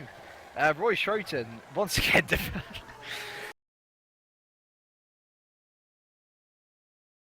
Yeah, it's just hang on. How many times? The inside of his helmet. How does he do that? He's that frustrated. Oh, here we go. Klopp's going to have a little look. He's right on the back of Schroten. He actually connected a bit there. If it had moved out a bit earlier, Klopp may have been side by side through this corner here, but he's going to have a little look as they head down the hill through turn 13, or 12 even. This is turn 13. I'll get my corners right one day. He's going to have a little look up into the chicane. Well, no, he's not, because unfortunately he's decided to pull out the slipstream it's there. Too far down. Oh, too far back even. Yeah, dearie me. Klomp must be thinking, why did I have to be behind 2 extremely good defenders this race? Like, why me? It's such an unfortunate race for the Dutchman, and he just happens to be behind Schroten and Lee there. Look who's joining the fight now, Morten Vernonson. Into P7, he's made his final pit stop of the day. I presume he'll be falling a little bit behind, but we're in pretty much exactly the same position as we were 10 laps ago, Lewis. Oh, so Hardwick has pitted again. Yeah, I did say he pitted again. I said that the duty battle we were looking at. You know, I don't You've got to stay on the Jesus. ball, man. Stay on the ball. But the main point we've got to get across here is that he's actually come out ahead of Sukas. Yeah, he has indeed. So good stuff there from Oscar. And Tapper pits. And I fear that Tapper may fall behind both of these guys, actually. I think he may fall behind Oscar, but I think he could be safe from Swokas, but this is going to be seriously close as Oscar's going around the final corner right. The yellow wall tyres, but Tapper is ahead at the moment, so I think Tapper's got a huge jump at the moment. That was very good call from Tapper. The Bobble guys obviously trying to get their man into as high as a position as they can, and he was very unlucky to miss out on P2 as Tapper tried a very good strategy in France, only to lose out to Sukas down to tyre wear. But he's made a two-stop work here as Tapper massively ahead of Hardwick. The question is now, can he stay ahead of him? Let's say massively ahead. It's 2.7 seconds, so it's about what it was before the pit. And Tapper's yeah, there is a spin from Tapper. Oh, Oscar's slowly approaching that incident. Oh, but Swokas is going to get past Tapper as well. Oh, well, painful. But Tapper is a good overtaker. And I think he's going to be right on the back of Swokas. We're going to have a little fight now, hopefully. It's very much the reverse of France, isn't it? Sukas with the older tyres now. Yeah, but we're going to have, hopefully, as I said, this fight now for the final podium position. And as I predicted, Giuseppe Ranieri leading, Oscar second, or on the podium, as I said. And then for the final podium position, it's between Swokas and Tapper. So, boom. Debatable whether Hardwick should be there, I'd say. Because of the move that he did earlier? No, because of Tapper spinning. Yeah, I know, but my podium call was still okay. It was, fine. Fine. Yeah. Fine. Come on, Jay. Fine. Either way, let's actually have a little look at this battle now between Sukas and Tapper. As I say, very much the reverse of France last time out. Tapper then was on the older tyres, lost out to Sukas on the fresher tyres. Now Sukas is on the older. Tapper's just come out of the pits and he will be up to temperature, and look at that, he's right onto the back of Sukas already as we enter through Sector 1. Bill Morton's behind Kenny Lee Bear. Dear. Good point out from the cameraman there. Yeah. Fall down to P9. Interesting. So he's behind Wicks and Lee Bear there. So he's dropped back a long way. 2 places, which at this point of the race, I don't think he's going to get back through anything like pit stops or anything like that. So if he wants to get round them, he's got to do it the hard way. And one would assume that he's a little bit too far away. We've got 8 laps to go. Could close this in. 7 laps to go. 7 laps to go. Yeah. I'll keep on. Lap 30 of 37. Rainier is about to go on to lap 31 of 37. But yeah. Then they've got 8 laps. Yeah, either way. Let's actually. I really want to have a look at how this battle between Tapper and Sukas is going. I'm keeping an eye on it quite closely. Tapper is going very quickly. We've got P5 to look at first. Roy Schroten defending very heavily against Menno Klont, who's been... Oh, poor old Menno. He's been trying to get past Royal Race, and he still finds himself behind him. Up into the Schumacher S we go, and Menno Klont it's so hard to overtake you there. You've got to pretty much be on the inside. Can we just... Oh, sorry, P3, P4. Too much action. Too many actions going on here. Take your time. Deary me, Tapper on the inside. He's gonna dive up. He is going to try and do it. Can Tapper get the traction?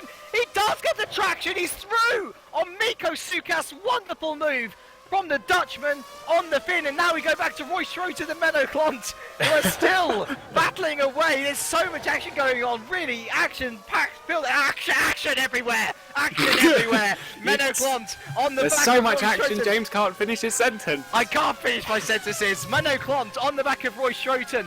Doesn't look like he's got the slipstream into turn 1. And indeed he doesn't. Roy Schroten heading into there nice and comfortably. No need to defend. But Dawe Tapper is passed on Miko Sukas for that final podium position. So Miko Sukas is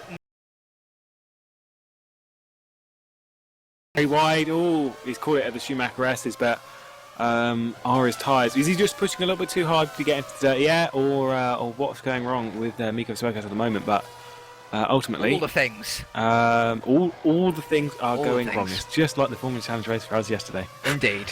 Formula Challenge. We can only reminisce. But let's look now at Menno Klont again. Poor old Menno Klont. Gotta feel sorry for him. He's still trying to get past Roy Schroten. And, well, you can't really fault Roy, can you? He's just been putting it on the apex every single corner of every single lap. Good defending. Good defending indeed. They've got a lapped car coming up, which is Bolgin. And obviously this is Formula 1 and, it doesn't really count. But, I mean, Formula what's the 1? lap? Well, it dictated the winner of the race. Position. So, yes. You never know what a lapped car can do. Menno Klont could be quite happy about this, but we'll just have to see how this goes. Will Bolgin get out of the way? I think Bolgin will on the final turn, but going to be interesting to see where this is going to go. Klont is looking a little bit quicker at the moment, but can he make that move? Or Martin can be a good back marker. Martin could be, not quite yet. Still ahead. He is indeed heading into turn 1 now. Klont he almost had to save himself there. Look at the drive through turn 1. Menno Klont has now the Dutchman really on it in an attempt to get past his fellow compatriots. Not really anywhere he can have a look around here. No, Roy Schroden as I say, he's doing everything right, planting it on every apex possible on this circuit to keep Menno Klont behind, heading into the second sector now. Oh, goes a little bit wide. He's still able to defend it. This is where Menno Klont excels. This is where he has his best chance every single time he gets near to Schroden now. But still, he pulls out the slipstream far too early. And Menno, he just can't do anything. He's stuck behind Roy all the time. Not just, poking his nose ahead. Roy just doesn't let him through. Oh, here we go though. Klont is going to have a little look going still. The slipstream. Ooh. Breathe in. No, as soon as he pulls out that slipstream, the car's just like, no, we're not going to accelerate here. And Schroden's just like, well, I won't slow down. That's fine. I'll keep going. And it's just like that. It's not working out for Klont at the moment. And we've seen him do this again and again and again. Is he going to play? He's going to play. He's actually up to fifth now. He has done it. Roy Schroden went wide. And finally, after 100... Here comes Schroden though, into turn 1. Oh, he has got... Oh, look at this. Look at the straight line speed from Roy Schroden. He's forced onto the outside. But Roy is by no means out of this. Klont was able to force his way past, but I think Roy Schroden has got the better car in terms of gearing here. Yeah, one would say.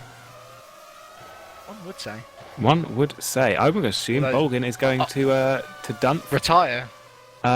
Which means we could only have 16 runners. Yep, he does indeed. He does indeed. Yes, another retirement. First non-score in a long time, that is, for Martin Bolgin.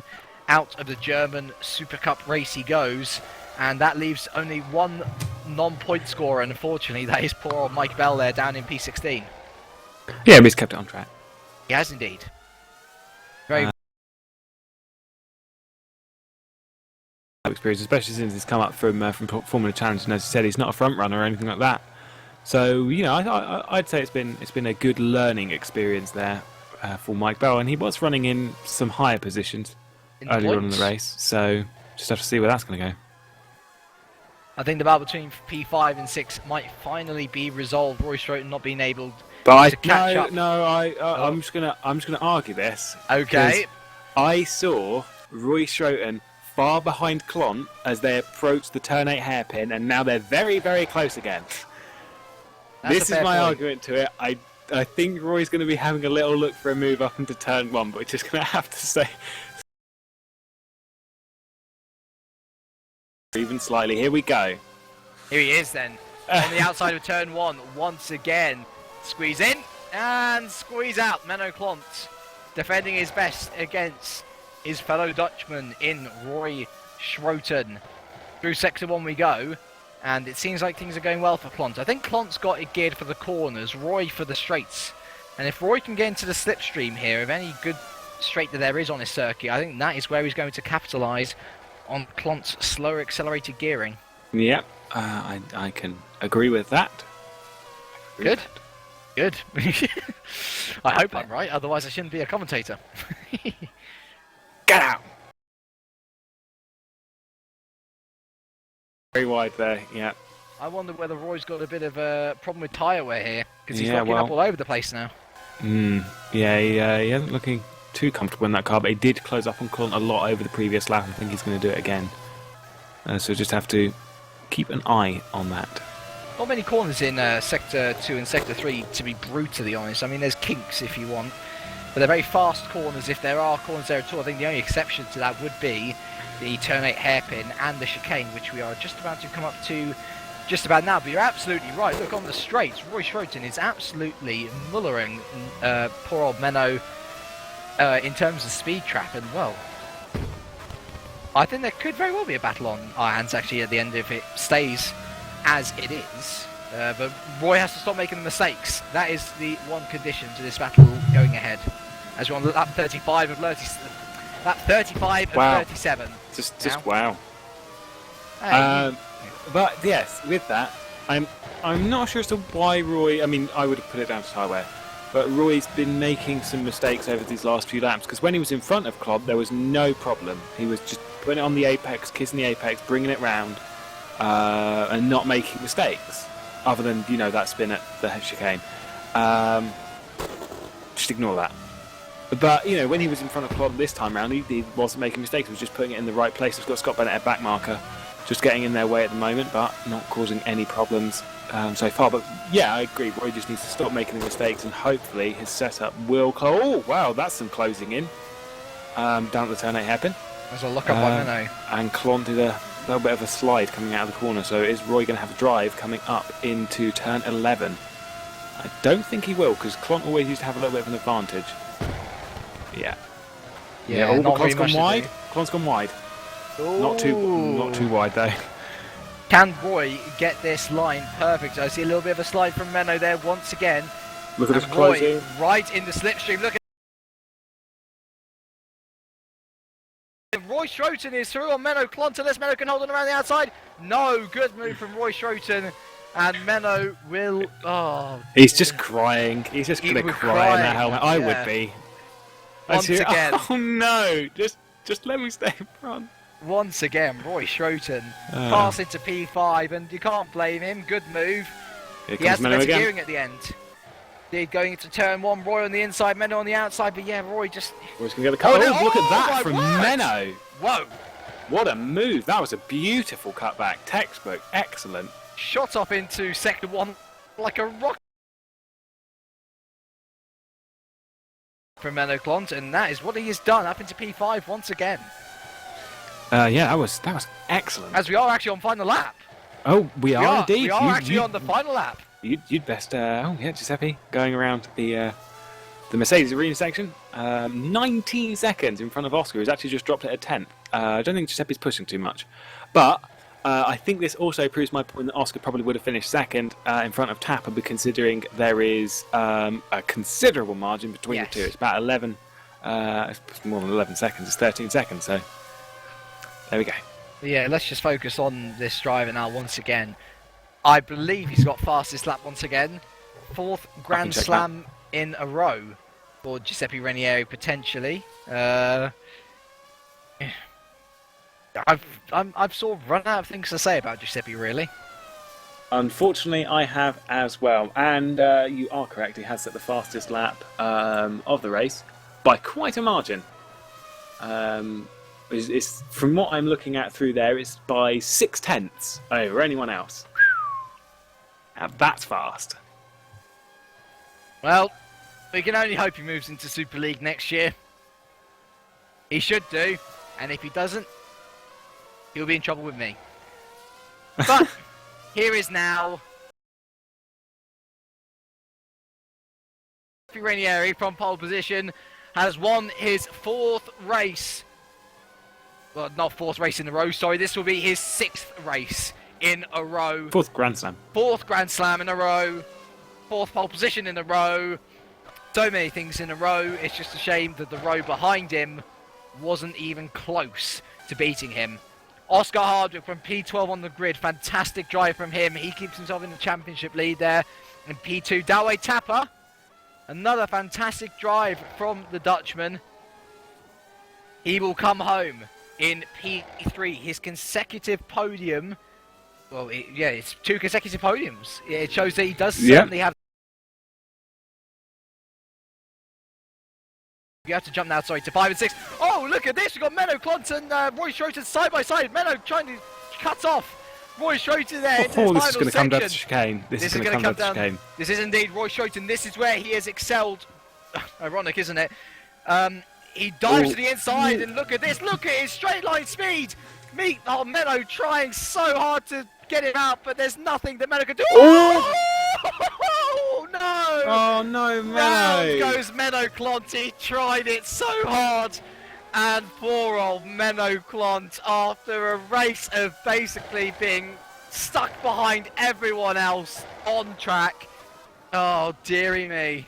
I will just say that although Scott Bennett passed, oh no, sorry, I'm looking at it wrong. Wicks was the person behind Menno Klont on track position and wasn't close enough to take position. So I'm just going to say that Klont keeps his 6th.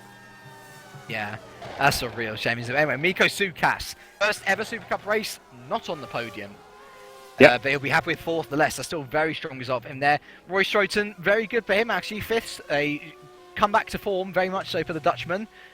We've actually got a number of Dutchmen in Supercup now, don't we? Another Dutchman, Menno Klont then, after a fantastic battle right until the end. 6th with Mark Wicks, a very good 7th for him. Morten Bernison, 8th. Kenny Baird, 9th. Mike Tumala, first top 10 for Centurion. Yes!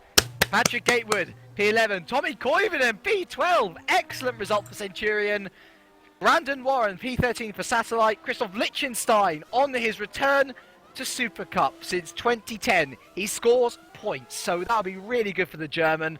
2 points there for PB Racing, and Scott Bennett for Innovision, the final point scorer. The only non-point scorer who did finish, Mike Bell. But the fact that he did finish in the end is very credible. Only one lap behind as well. Yep, apparently he did have a bit of an accident, but nevertheless. Is the thing that I'm just going to say is that, see, this is why you should go with my prediction, because generally I'll pick the most predictable thing, and it comes true. As is the case here. Oh, shush you. Yeah, well, you know that when I get it right, I have to constantly remind everyone that I got it right, because it very rarely happens. Yeah, this is why you're so frustrated being in the commentary box. Unless it's Super Cup, then I can say Giuseppe's going to win. And it's just like, there we go. Yeah.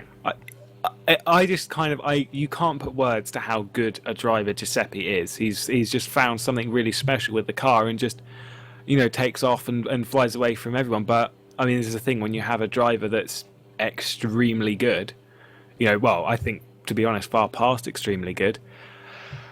It's just, what can you do? It's going to create somewhat tediously boring races, but you know, that wasn't boring though. It wasn't, but when you look at a fight for the lead, you know, when like we were discussing this, that a race is, you know, a lot of people, this is something that I said to you, was that the fact that people take away from a race is the main fact generally is who the winner was. And so 6 times in a row we've had the same piece of information taken away when it comes to that. And you know, you've got to give credit to Giuseppe. He's one of the most talented drivers that we've seen in a long time, but you know, unfortunately it's sometimes a bit of a struggle for spectators or commentators, but nevertheless I'll leave you to it. Well, certainly one driver easy on the eye for the spectators was Oscar Hardwick. You battled your way up through from P12 to P2, a fantastic drive for you, and more importantly keeps you in the lead of the championship for another round. Yeah, relatively surprised with that. Got a bit held up on the start. I forget who it was. I think it might have been Tumala alongside me, who just got an absolute blinder. But he went for the gap that I'd aimed for, so I had to back right out of it, and decided from there to just take it cautiously, because I knew I had a quick car, and I knew that I could overtake people. I just had to make sure I did it without getting any damage, and that went well enough. Ended up just behind Doe and Miko. Kept behind them, kept within 3 seconds, 4 seconds of them on the primes, and they were still on the options, and I knew at that point I had them done. And even in the last stint, catching up to Giuseppe, I mean, given that I lost probably 15, 16 seconds coming through the pack, maybe a bit more to Giuseppe in that race, the 18-second gap, I think it was, come the end. Fantastic. That's the closest that I've been to him in terms of pace for a very long time now. It sounds like your hope has been rejuvenated a bit. I mean, is Indianapolis a track which you particularly excel at? You know, do you think that you might be able to actually take the challenge to Giuseppe? I really enjoy the track, and I'm hoping that I can basically make another step forward. I made a step forward in setup today, and that's what I really, really needed, because I felt as though I was missing out at that point. I watched Giuseppe's driving, and I wasn't doing anything fundamentally wrong or driving fundamentally different, and it was just setup issues, but I made a great leap forward today. Was really fairly close to him on pace. Never had quite as clean a stint as he had to get that 35, but you know, low 36s were definitely in there, and a couple of tenths. I think I was much better on the prime, looking at his pace at the end as well, so fantastic. I think the one thing that gave it away for us was the only 1/10 off in qualifying, and I think on behalf of myself, Lewis, Dave, and everyone else who's watching Supercup, we certainly hope that you are able to do that again for an Indianapolis, because we would love to see you back on the top 7 of the podium, just to spice things up even further. So well done on your result anyway, Oscar, and we'll see you next time in Indianapolis. And we now move on to, David Junt, of course, team owner of Scuderia Basilia. Giuseppe's 4th Grand Slam in a row. You can't really ask for much more. No, I really can't. Still let's say unbelievable thing that's happening. I mean, I heard that Sebastian Vettel said the same about Spa, but I think in my opinion this is a bit more of unbelievable things, because I didn't really count on something like this to happen to my team before the season. So really I would show a bit the pace of Giuseppe, and with now 14 points to Oscar, I think everything's open, more or less. It must be said, actually, that looking at the constructors as well, you're gaining on Innovision in 2nd. Do you realistically, I mean, obviously Bolgin had a retirement today, unfortunately, but realistically, do you think you might be able to try and snatch 2nd away by the end of the season?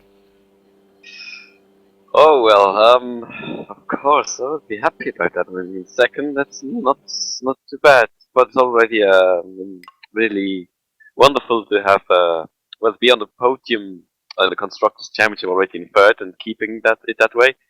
But I think it's some 50 points to Innovation, and with Suokas doing a great job each race now, and with Scott doing additional point scores, because I know Scott can even be quicker than this. Don't really think about 2nd. Just kind of looking to about the team to stay in 3rd until the end of the season, which would already be a massive result, because last year with the Tiger Express Motorsports we were really far away from something like this. So really happy about this, and as for Martin's race today, maybe it's got his own problems. I saw about the same spin as Jonathan McLean getting out of the race, but mistakes happen, and battling for points, just 1 point, as we said, mistakes happen. So I'm not mad. It's just it's just sad for him, but there's always the next race, in my opinion, and Hayes gets a new chance to score points.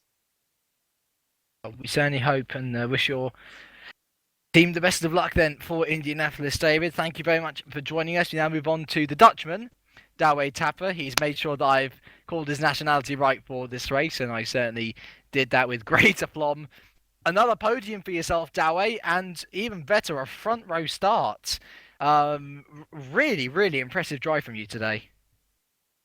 Yeah, well, I mean, even qualifying wasn't expected. I did good laps, and then the last stint I decided to just go super light and hope for the best, and wow, did that work out. But at that point I didn't even think about penalty, so I even got a place back, so in 2nd, nerves got to me a bit. I overdid the launch, but it was just trying to keep in front of Sukas, and my God, he really tried everything he could. But yeah, overall, I mean, the two biggest moments in the whole race were the one where I encountered Mike Bell. A bit unfortunate, but nothing happened. All's good. So, and my own spin, which I don't even know what I did wrong, but I went off and I tried to get going as soon as I could. And yeah, and for the first time of the race, after my spin, I was actually behind Sukas, and I quickly found out he was slower on the primes than I was. So all I had to do was wait for an opportunity and get past him. And from there on, it was P3, and well, I don't know if you saw me doing donuts at the end, but you could say I'm really happy with the result at the end. Of course, there's 2 consecutive podiums for you. I mean, realistically, we will be seeing you in Supercup next year. The fact that you've got P3 now must put you in a really good state of mind. I mean, you'll probably be up the top there for next year, we assume. Yeah, I can only hope. I mean, I don't know who's gonna join me in the Super Cup next year, but I mean, I hope I'm at the top. I'm not gonna speak too soon. You never know. I mean, it could someone it could be someone who can beat me every time, but we'll see. I mean, that's mostly the case, but I mean, it's 2 nights I've done well. Yesterday in the Formula Challenge as well, and today again. I mean, it really motivates. Well, we're glad that you are motivated. We hope to see you another time soon, whether it be next time in Indianapolis or whenever. We now move to Roy Schroeter. Really good return to form, Roy. P5, providing us with excellent action all the way through with Menno Clont. Really good defensive drive, and P5 at the end. You must be pretty happy with that. Oh, he's telling us to wait a sec. He's not ready for interview yet, so we'll move on to Mike Bell quickly. Mike, first ever Super Cup race. No points, unfortunately, but P13 in qualifying. And you actually finished. I mean, you must be pretty happy with that in terms of experience and all that. Yeah, I was on for. I mean, I tried to do the one-stop strategy, and I made the option tires last for easily long enough. So I maybe could have gotten a top 10, but it was probably due to the fact that this was my first race in these cars, and I made a rookie mistake coming at the hairpin. I just throttled it a bit too soon and spun the rears up and knocked the wall. So my own doing. I mean, obviously, it's pretty good, actually. I was most impressed by a P13, actually, in qualifying. That was a good way up the grid. We were actually discussing this earlier about whether you felt you were ready to move up into Super Cup. You're obviously in Formula Challenge now. Will you be looking to stay in Formula Challenge next year, or might you be looking to push for a Super Cup seat next year? I mean, you've certainly shown that you're good and consistent in races. Well, after today's race, the Super Cup is a lot more enjoyable than Formula Challenge, and I normally get to the first corner without bits falling off. So, or sorry, I did get to the first corner without bits falling off, as opposed to last night. I don't know whether I'm ready pace-wise yet, but I guess if I can get a drive for the remainder of this season or another emergency drive in one of the rounds that are left, hopefully I can get a bit closer to the pack, and then I'll be more than happy to move up. Well, best of luck to you, sir. It's good to have a little bit of optimism here. And hopefully Roy is back with us now. Yes, I am. Thank you. Excellent. Right, so providing us with action throughout. Great battle with Menno. P5 at the end of it all. You must be very happy with that, I'd imagine. I'm so happy right now. I fought for this 5th place for all of the season, and I tried all season to get this 5th place, and now I've finally done it. So I'm very happy with that. I couldn't find that Spa, so I imagined this race a bit of my home race, so I'm very happy with that as well. I had a great fight with Menno. In the middle of the race, we fought already, but then I spun, but I managed to get it there again. And it was a great fight. I really enjoyed it. It was my best race in this year. And I'm very happy with it. And potentially he spun, but we talked already, and he isn't blaming me, so I'm very happy with that. He's a very good driver, so I'm very happy that I managed to stay in front of him this time. I'm very happy for the team as well. If we have one of these races again next time, we can have the team championship already, so that would be great news. But I'm very proud to be in this team, and for the first time in this season, I feel like I belong to this team because I didn't do too well in the first few races, not the 5, and now I finally got it. So I'm very, very happy with that. That's very endearing. I must admit, I really I think everyone at GPVWC wants you to do well, and the fact you got this 5th place, as you rightly say, it's a great achievement for yourself and a real confidence booster. And I think, well, looking to Indianapolis next week, do you think that you'll be able to continue these good performances? You certainly seem on a high right now. Yeah, I hope so. School will start next week, so I don't know what my schedule will be, but I will do everything to drive this season and in Indianapolis test a bit. I like the track, haven't driven there for a while, but I like it, so it's too different if I can drive, which I think I can. Right, well done on your result, Roy. We certainly hope to see you as competitive next time. I think Roy here pulls up a very good point, Lewis. CSG, if they have the right result next time at Indianapolis, they could wrap up the constructors already. Yeah, but that's a 2-week wait away anyway, and hopefully we'll see some good action there. And Oscar, because I know you can hear this, go for the win. Just do it. Do my best. Yeah, you do your best. But yeah, we've got 2 weeks. That's on September the 11th. We'll be in the United States at Indianapolis for another race. And we've only got 4 rounds to go. So things are going to wrap themselves up quite quickly. We've got Abu Dhabi 2 weeks after that. Then we've got Japan, penultimate round of the season, October 9th. And then everything finishes on October 23rd in Brazil, Interlagos. So interesting season, hopefully. And we'll have to wait and see if we've got a fight for the drivers. But one we'll have to wait and find out. I reckon even if Ranieri does run away with it, I'm pretty sure that the racing action that we will have will be just as good, if not better, than ever. We certainly hope to see all of you in the concluding stages of this Super Cup season. I've been James Kirk, he's been Lewis McGlade. Big thanks to Dave Carsmith, our cameraman for today. Big thanks to our cameraman, Dave Carsmith, as well. You don't want to miss this one. It's the 2013 GPVWC Super Cup finale, the last 4 races. We hope to see you at all of them. Goodbye for now.